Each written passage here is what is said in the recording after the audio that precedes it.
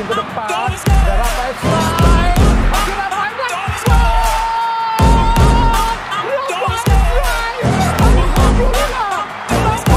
I love the chase and the hunt and I set the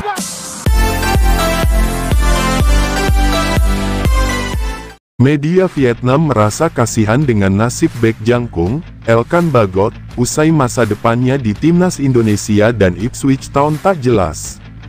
Seperti diketahui, nama Elkan akhir-akhir ini kerap menjadi perbincangan banyak orang dan media.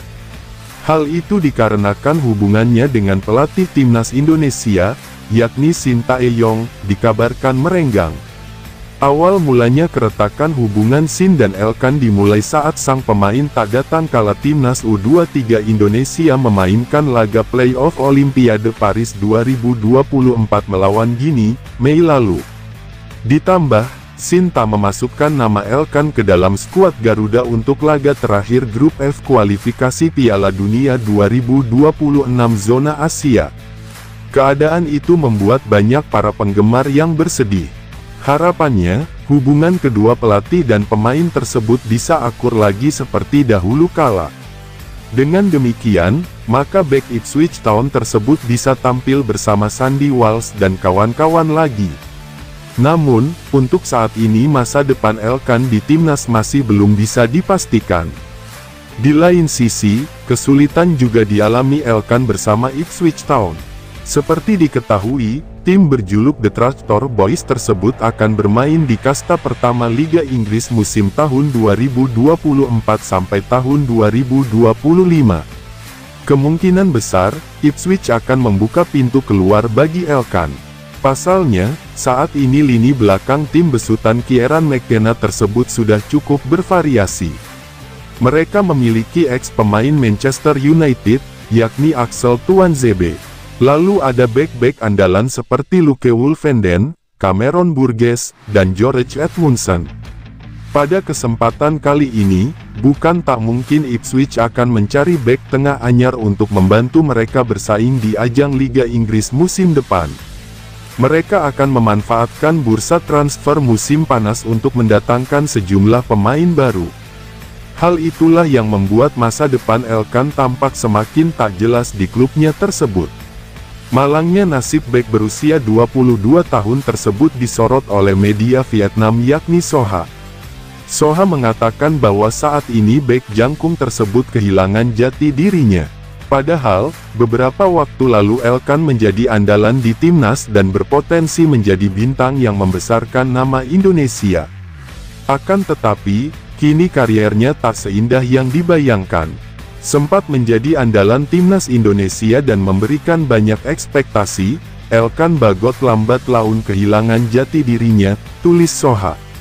Media asal negeri Naga Biru itu turut memberikan semangat kepada Elkan.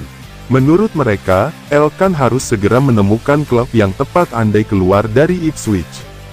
Dengan begitu, ia akan mendapatkan sentuhan emasnya lagi. Ia juga berpotensi kembali dipanggil Shin Tae-yong ke timnas Indonesia lagi. Banyak supporter Indonesia yang hanya bisa berharap ke depannya agar Elkan Bagot segera menemukan klub baru yang cocok dan bisa bersinar lagi. Sehingga ia memiliki kesempatan untuk dipanggil lagi ke timnas Indonesia oleh pelatih Shin Tae-yong. Jika tidak, masa depan gelandang jangkung ini akan terus menjadi tidak jelas, tutup laporan tersebut. Hernando Ari Sutaryadi mengungkapkan bahwa dirinya saling support dengan calon pemain naturalisasi timnas Indonesia, Maarten Paes. Meski posisinya terancam sebagai kiper utama tim Garuda. Sebagaimana diketahui, Maarten Paes sedang proses naturalisasi untuk memperkuat timnas Indonesia. Maarten Paes telah mengambil sumpahnya sebagai warga negara Indonesia, WNI, pada Selasa 30/4 lalu. Kiper FC Dallas di Major League Soccer (MLS) ini sebenarnya sedang menjalani prosedur naturalisasi untuk menjadi WNI dia. Seharusnya sudah bisa bermain di pertandingan kedua kontra Vietnam pada Kamis tanggal 29 Maret tahun 2024 lalu. Tapi pemain keturunan Indonesia itu dalam prosesnya disinyalir terbentur regulasi FIFA. Kiper berusia 26 tahun ini bermasalah karena sempat membela timnas Belanda U21 di kualifikasi Piala Eropa U21 2021.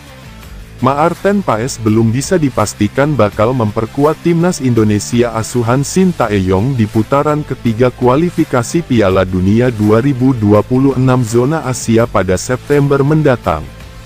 Pasalnya, Maarten Paes sampai saat ini belum mendapat jadwal sidang CAS sehingga ketersediaannya dimainkan Shin Tae-yong di laga timnas Indonesia masih tanda tanya.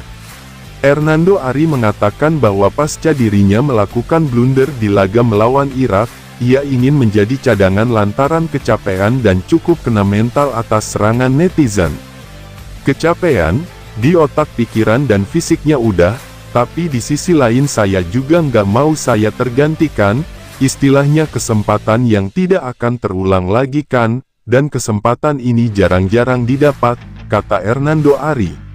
Aku menguatkan mentalku, karena itu kan diserang, juga ada orang menyerang, ada yang support, tambahnya. Kiper berusia 22 tahun itu mengatakan bahwa orang-orang mendukungnya pasti sangat terasa dibanding orang yang menghujat dan menyerangnya.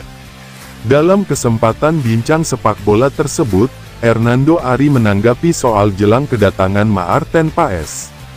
Aku selama demi kebaikan timnas Indonesia, insya Allah ya kita kan ada cita-cita mau ke Piala Dunia 2026, semua kan terpajang itu, mungkin salah satu pertama kali yang meloloskan Indonesia ke Piala Dunia, mungkin ada namaku, paparnya.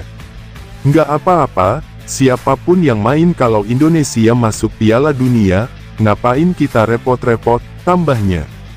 Adapun soal Maarten Paes kedepannya bakal bergabung dengan timnas Indonesia. Kiper Persebaya Surabaya ini mengaku saling mendukung.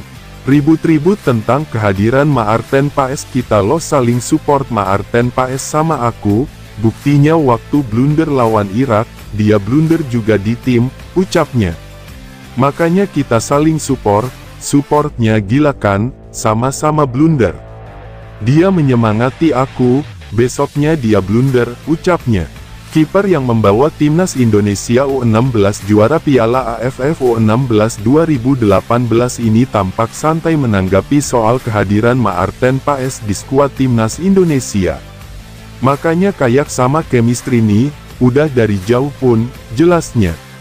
Aku memang orangnya pengen belajar, ini orang baru dia datang pas kita lagi enaknya saja, aku nggak memusuhi, aku malah gimana sih cara menghadapi kayak gini. Carilah pelajar baru, pungkasnya.